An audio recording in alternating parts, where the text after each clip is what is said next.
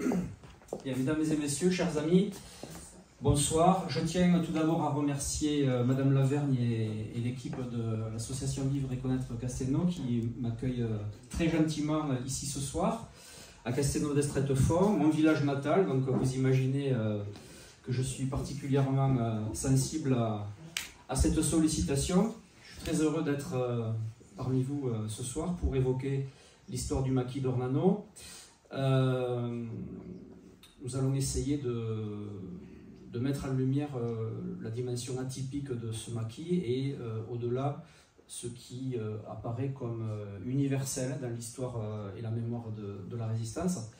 Avant d'évoquer ce maquis d'Ornano, je ne peux pas ne pas évoquer ce qu'a été l'histoire de la résistance locale et en particulier l'action d'Albert Carovis, dit Jean dans la clandestinité, qui était ingénieur dans les travaux publics, qui a été l'animateur de la résistance dans le secteur 1 de l'armée secrète, qui correspondait géographiquement parlant au nord-ouest toulousain.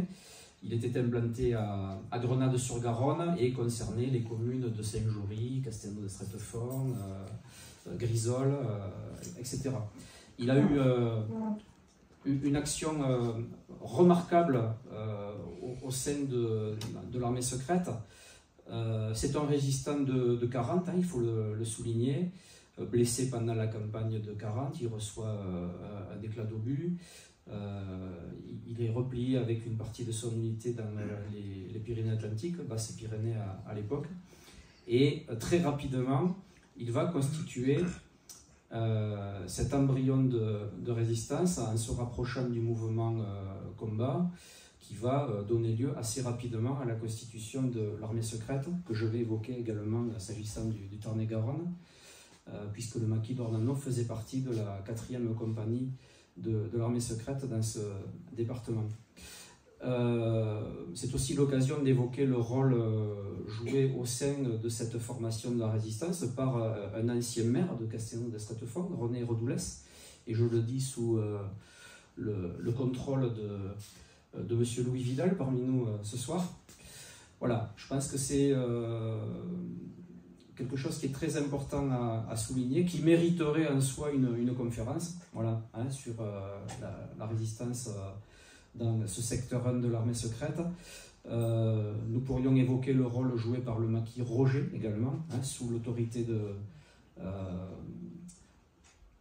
des cadres de la résistance que je viens d'évoquer, Albert Carovis au premier chef. Voilà. Donc le maquis d'Ornano, pourquoi l'évoquer ce soir? Parce que l'actualité mémorielle, depuis quelques années maintenant, depuis 2019, dans le secteur de Saint-Antonin, Nobleval et Penne, donc aux confins du Tarn et du Tarn-et-Garonne, sur ce plateau calcaire, ce plateau karstique qui domine la vallée de l'Aveyron, est particulièrement riche. En fait, il y a eu une réappropriation de la mémoire, on peut le dire ainsi, à partir de 2019, avec une réflexion menée par la Société des Amis du Vieux Saint-Antonin et son volet randonnée en particulier. Il y a un groupe très actif sur le terrain. Ils s'y retrouvent tous les mardis pour faire du débroussaillage le long des sentiers de randonnée. Certains sentiers étaient quasiment fermés, hein, entre guillemets, par la végétation, donc il a fallu faire un travail considérable pour les remettre en état. Et il y avait ces lieux de mémoire de la résistance. Et donc de fil en aiguille, avec un des membres du groupe qui est parmi nous ce soir, nous avons décidé d'entamer cette démarche mémorielle de réappropriation de ces lieux qui ont été occupés par les maquisards. Donc c'était des lieux de cantonnement, il y a eu des lieux de combat également, j'évoquerai les combats du 21 mars 1944. Ça a donné lieu à un projet d'étude d'aménagement de sentiers mémoire sur le thème de la résistance. Le 10 sentier ayant été inauguré le 23 mars dernier. Vous voyez, c'est relativement récent. Il y a un volet pédagogique également qui est particulièrement prégnant, avec 2 documents qui ont été rédigés à l'adresse des élèves de CM2 et de 3e, des carnets de terrain qui peuvent être utilisés par les enseignants. Un film a été réalisé également, je vous en montrerai quelques minutes, très court extrait là, quand j'aurai terminé ce propos liminaire. Voilà, donc je pense qu'il est important de retenir ce qui est à caractère universel dans l'histoire et la mémoire de ce maquis, parce que c'est une démarche tout à fait reproductible. Hein, j'insiste bien sur ce point. Ce que nous avons fait à Penne et Saint-Antonin-Bleval peut être fait sans difficulté sur d'autres lieux de mémoire. En l'occurrence, il y a une démarche similaire qui est conduite actuellement dans les Pyrénées commingeoises au-dessus d'Aspet, sur le thème du maquis de Campbell. Et un projet est en train de voir le jour également du côté de la Montagne Noire, où il y avait un corps franc, vous en avez peut-être entendu parler, le CFMN, le corps franc de la Montagne Noire, qui a atteint en termes d'effectifs près de 1000 hommes. Hein. C'est un des plus gros maquis en France, hein, après le maquis du Vercors, après la concentration autour du Montmouchet aussi. Voilà. Donc je vous remercie d'être présent ce soir. Je sais que ce n'était pas gagné d'avance du fait des conditions météorologiques. Hein. Il fait beau et chaud, donc voilà, je pense que les gens, même s'ils sont intéressés par l'histoire de la résistance, ont peut-être d'autres activités en cours actuellement. Alors nous allons commencer par un très court extrait d'une vidéo qui date de 2019. C'est un film intitulé Le Maquis d'Ornanon. Il a été réalisé par l'association vidéo Quercy-Rouergue et nous utilisons ce film actuellement dans le cadre de capsules vidéo qui sont en lien avec des QR codes qui se trouvent sur les panneaux d'interprétation le long du sentier. Il y a 12 panneaux au total. Voilà, donc ce sont des témoignages de maquisards qui sont particulièrement intéressants et qui mettent réellement en lumière ce qu'a été leur histoire, leur vécu.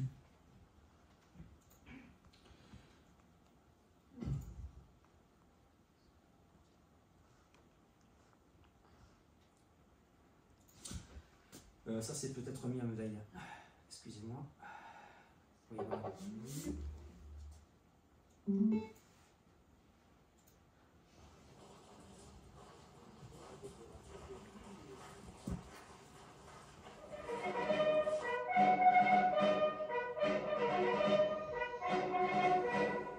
C'est pour honorer la mémoire de tous ces morts que nous sommes réunis ce matin sur cette terre du Causse qui a vu périr et souffrir tant de ses enfants. Comme beaucoup de leurs camarades, ils refusaient l'intolérance et la barbarie. Ils voulaient vivre dans un pays de paix. 1939, la France déclare la guerre à l'Allemagne nazie. Son armée est défaite et le pays est occupé. Depuis le 11 novembre 1942, Montauban et le Tarn-et-Garonne subissent l'occupation. L'industrie militaire allemande a besoin de main-d'œuvre. Après les prisonniers de guerre, les déportés politiques et raciaux, ce sont les jeunes gens de 20 ans qui sont réquisitionnés pour le STO, service du travail obligatoire. Certains s'y refusent et rejoignent tous les opposants à l'occupant dans ce que l'on va appeler des maquis. Le 23 août 1943, à la ferme de Garand, se forme le maquis d'Ornanon.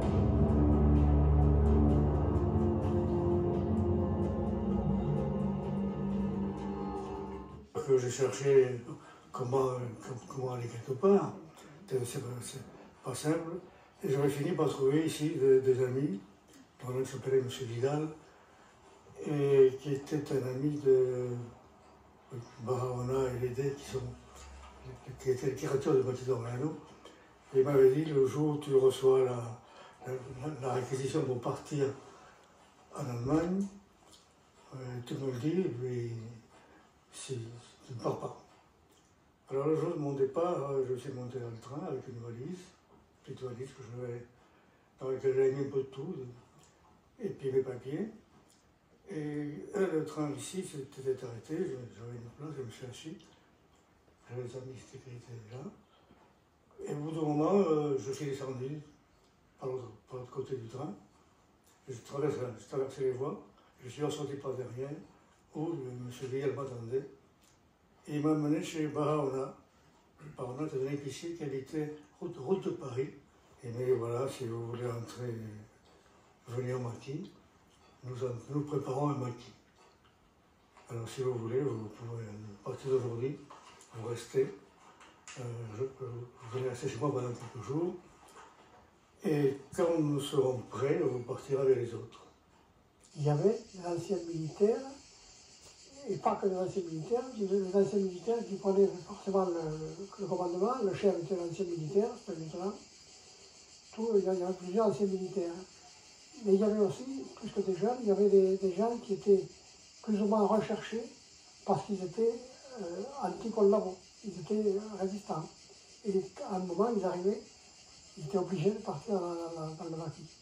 Et là, c'était un maquis où il y avait des étrangers, il y avait des Espagnols, il y avait un peu de tout. Les maquisards, je pense qu'ils étaient pour beaucoup, pour le plus grand nombre de la région. Mais il y avait des gens qui venaient d'ailleurs. Par exemple, Louis l'Espagnol, il y avait beaucoup de républicains qui ont infiltré les maquis, des républicains espagnols qui ont été refoulés, bien sûr, et qui sont rentrés dans les maquis et qui faisaient école aux jeunes maquisards français. C'est Nénette qui l'avait introduit à la maison. Et qui est Nénette? Ma soeur. Elle avait 20 ans. Et quand ils étaient allés au cinéma. Voilà. Et quand ils sont sortis du cinéma, le Trinitaire est sorti avec son monnaie de marine. Il n'avait rien à manger, il n'avait pas un sou, pas un temps à dormir, rien. Et lui, le soir, où il les a suivis, ça n'a jamais su. Ou comment il a fait pour arriver chez Benavette. Qu'est-ce que je vais faire de toi? Eh bien, je vais aller au maquis, quoi. Quel maquis? On ne savait pas quel maquis. Oh, ma mère, elle savait tout. Elle connaissait Walter Gobry, qui c'était le chef de la bande. Alors, nous deux, il avait un café ou un truc à la sortie de Montauban.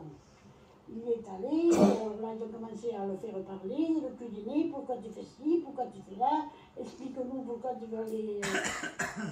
Il fallait qu'il explique. Pourquoi tu veux aller au maquis? Et là, il a fallu qu'il crache toutes ses tripes, tout ce qu'il avait. Tout ce qu'il savait. Tout ce qu'il savait. Et alors? Et alors là, ma mère cousine lui avait dit oui, je pense que pour en sortir quelque chose, on va le porter au maquis Normano. Et alors, un soir, il est parti avec le camion, et il lui a dit allez, ce soir tu viens. Et alors, il l'a mis dans le sable, avec une couverture, la tête dehors, et il l'a porté au maquis Normano. Entre nous. Mais il n'y avait pas trop de problèmes entre nous,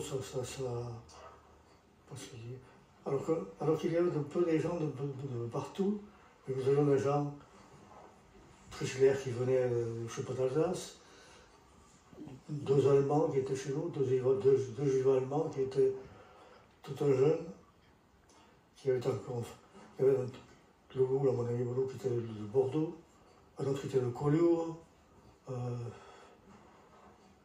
d'autres qui étaient de Bayonne, c'est-à-dire, contrairement au maquis de Caberta, où il n'y avait que des gens de la région, nous on avait très peu de gens de la région, il y avait peut-être 2 Montalbanais, puis parmi moi ça faisait 3 Montalbanais.